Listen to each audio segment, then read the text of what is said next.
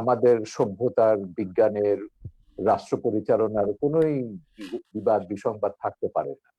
ধর্মকে যখনই আপনি রাজনীতিতে টেনে আনবেন, ধর্মের রাজনৈতিক ব্যাখ্যা দেবেন, তখনই ধর্মকে নিয়ে বিড়ম্বনা শুরু হয়, যেটা আমরা উপমহাদেশে জামাত ইসলামের প্রতিষ্ঠার পর থেকে দেখি।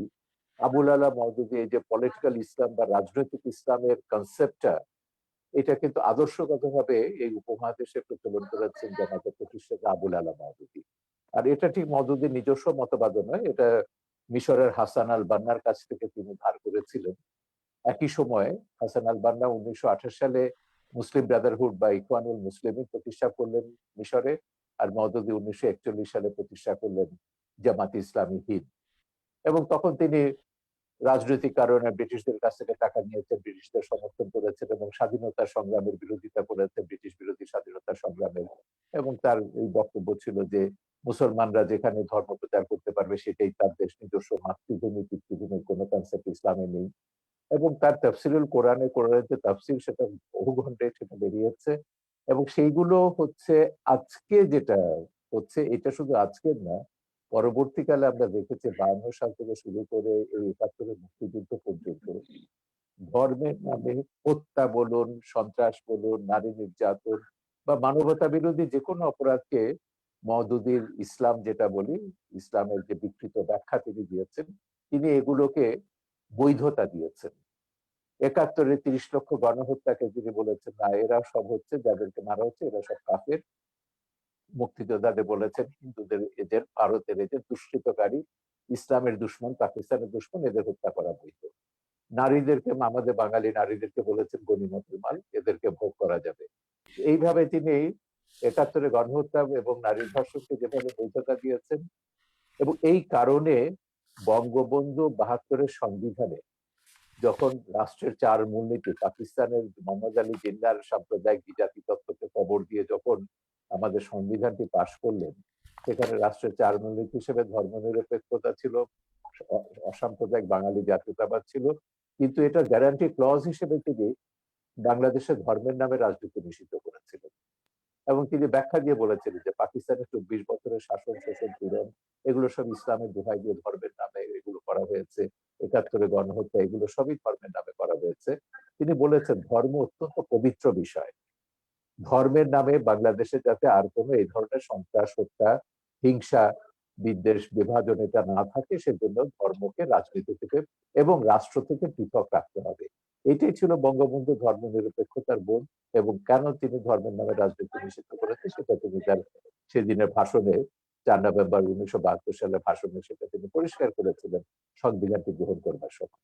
এবং এটাও বলেছিলেন এই সংবিধান লেখা হচ্ছে ৩০ লক্ষ শহীদের রক্ত দিয়ে, এবং আমি চাই যে আগামী প্রজন্ম, পরবর্তী প্রজন্ম এই সংবিধানের মর্যাদা রক্ষা করবে, রাষ্ট্রের চালমনীতিকে রক্ষা করবে।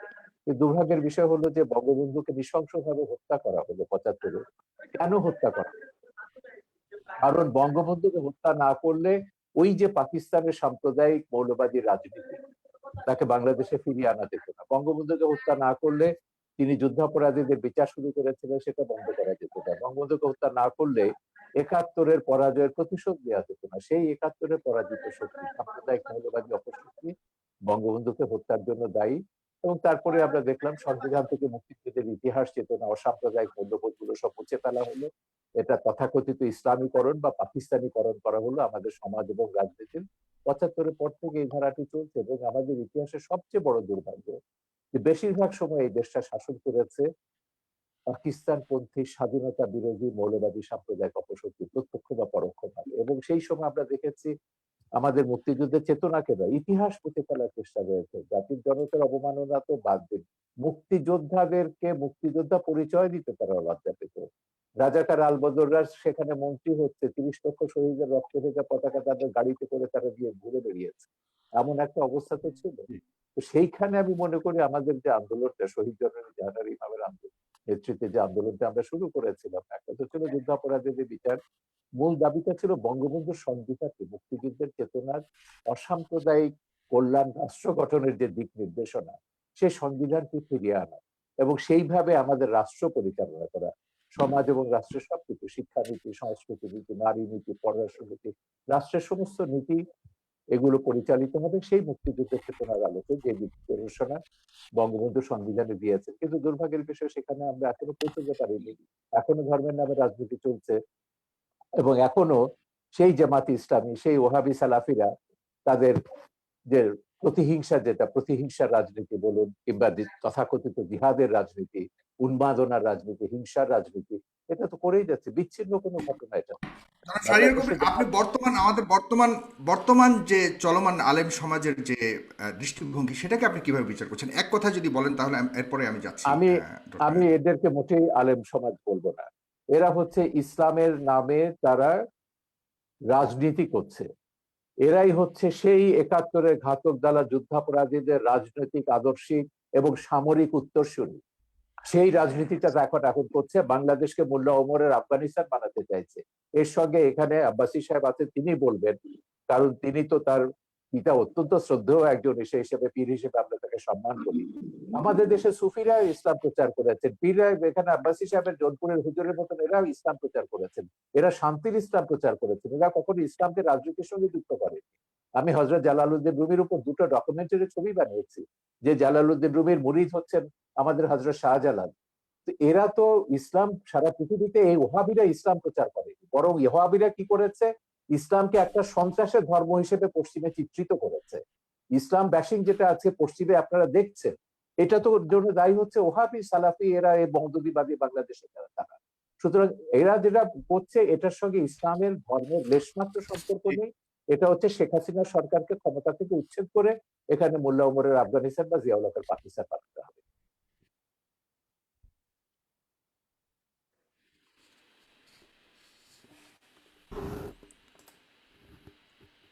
আমি কি ক্লিয়ার করতে পেরেছি আমার বক্তব্য? আপনি শুনতে পাচ্ছেন? জি, না, আমার এখান থেকে একটু সমস্যা হচ্ছে, আনস্টেবল দেখাচ্ছে আমার কানেকশনটা। আমি শুনতে পাচ্ছি, আমাকে শুনতে পাচ্ছেন কিনা ক্লিয়ারলি? আমি আপনাকে খুব পরিষ্কার শুনতে পাচ্ছি। জি, ধন্যবাদ আপনাকে জনাব শাহরিয়ার কবির। আমি আপনার কাছে আবারও আসবো। জনাব ডক্টর এনায়েতুল্লাহ আব্বাসী হুজুর, আপনার কাছে আসছি। আপনি তো শুনলেন এতক্ষণ জনাব শাহরিয়ার কবিরের অনেক কথা, কিন্তু আপনার কাছে আমি এডিশনালি আরেকটি প্রশ্ন করতে চাচ্ছি। সেটা হলো যে আহ, আপনার পৃথিবী যেখানে বিজ্ঞান ভিত্তিক, প্রমাণিত বিজ্ঞান ভিত্তিক রাষ্ট্র, অ্যাডভান্সড টেকনোলজিক্যাল লাইফস্টাইলের উপরে উল্কা গতিতে ধাবিত হচ্ছে, উল্কা গতিতে আমি বলবো, সেখানে আপনারা ১৪০০ বছর আগের নাজিল হওয়া পবিত্র ধর্মগ্রন্থ অনুযায়ী চলতে চাওয়াটাকে কতটুকু যুক্তিযুক্ত মনে করেন, এবং অন্যকে চলার জন্য আহ্বান করাটাকে কতটুকু সাপোর্টিভ বা কতটুকু জাস্টিফাইড মনে করেন? সে প্রশ্নটা আপনার কাছে রেখে যাচ্ছে, এবং যারা ফারিয়ার কমে অনেক প্রশ্ন উঠে যাচ্ছে, সেটা বলুন। Thank you. আলহামদুলিল্লাহ ওয়াহদা والصلاة والسلام على محمد صلى الله عليه وسلم الذي من لا نبي بعده। ধন্যবাদ সাগর সাহেবকে, ধন্যবাদ আজকের সম্মানিত অতিথিকে, এবং দেশ ও দেশের বাইরে যারা আজকের প্রোগ্রামটি দেখছেন তাদের সকলকে। শাহরিয়ার কবির সাহেব তার বক্তব্যে বুঝালেন ইসলামের প্রতি তার যথেষ্ট শ্রদ্ধা আছে। এ থেকে স্পষ্ট বোঝা যায় যে ইসলাম সম্পর্কে তার শ্রদ্ধা থাকলেও ইসলাম সম্পর্কে তার মৌলিক জ্ঞান অভাব রয়েছে। তার প্রথমটি হচ্ছে যে ইসলামী রাজনীতির ক্ষেত্রে তিনি আবুল আলা মওদুদীকে টেনে আনলেন, অথচ বাংলাদেশের শতকরা ৮০ জন ওলামায়ে কেরামি আবুল আলা মওদুদীর বিরোধিতা করে থাকেন। আর সবচেয়ে বড় কথা, আবুল আলা মওদুদী ইসলামী রাজনীতির সূচনা উপমহাদেশে করেননি। উপমহাদেশে ইসলামী রাজনীতির সূচনায় করেছেন শাহ ওলিউল্লাহ মুহাদ্দিস দেহলভী রহমতুল্লাহি আলাইহি, আবুল আলা মওদুদীরও কয়েক শত বছর আগে। পরবর্তীতে তার ধারাবাহিকতায় ওলামায়ে দেওবন্দের মাধ্যমে ইসলামী রাজনীতির প্রসার ও প্রচার ব্যাপকভাবে ঘটেছিল, এবং উলামায়ে দেওবন্দ ইসলামী রাজনীতির চেতনাতে উদ্বুদ্ধ হয়েই ব্রিটিশ খেদা আন্দোলন করেছিল। সবচেয়ে দুঃখজনক বিষয়, আমাদের দেশের বুদ্ধিজীবীগণ ইসলামকে বিভিন্ন নামে অভিহিত করে থাকেন। কেউ বলেন রেডিক্যাল ইসলাম, কেউ বলেন মডারেট ইসলাম। ইসলামকে বিভক্ত করার কোনো অথরিটি কোনো মানুষের নেই। যদি কেউ ইসলামের লেবাস ধারণ করে ইসলামের অপব্যাখ্যা করে, সেটার দায় তার নিজের, সেটার দায় ইসলামের হবে না। দেখার বিষয় কোরআন সুন্নাতে রাষ্ট্র ব্যবস্থা বা রাজনীতির কথা আছে কিনা, সেটা দেখার বিষয়।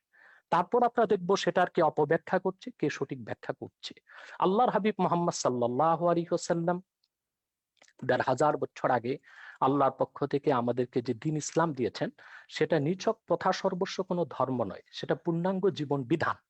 এবং সেই জীবন বিধানের মধ্যে আল্লাহ রাসূল সাল্লাল্লাহু আলাইহি সাল্লাম মুসলিম জীবন কি রকম হবে, তার ব্যক্তি জীবন, তার সমাজ জীবন, তার রাষ্ট্রীয় জীবন কি রকম হবে, তার সুস্পষ্ট ব্যাখ্যা আল্লাহর পক্ষ থেকে দিয়েছেন। কোরআন কারীমের মধ্যে আল্লাহ পাক স্পষ্ট বলেছেন, ওয়াদাল্লাহু আল্লাযীনা আমানু মিনকুম ওয়া আমিলুস সালিহাতি লায়াস্তাখলিফান্নাহুম ফিল আরদি কামা ইসতাখলাফাল্লাযীনা মিন ক্বাবলিহিম ওয়া লাইউমাক্কিনান্না লাহুম দীনাহুম আল্লাযী ইরতাদা লাহুম।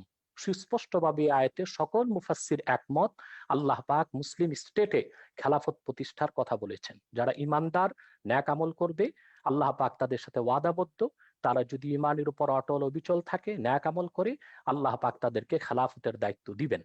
আল্লাহ তাআলা সূরা হজ্জে বলেছেন, الذين إن مكناهم في الأرض أقاموا الصلاة وآتوا الزكاة وأمروا بالمعروف ونهوا عن المنكر ولله عاقبة الأمور।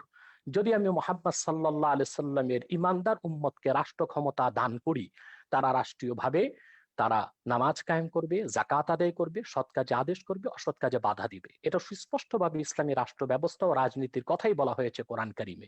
সহিহ মুসলিম, সৌদি আরবের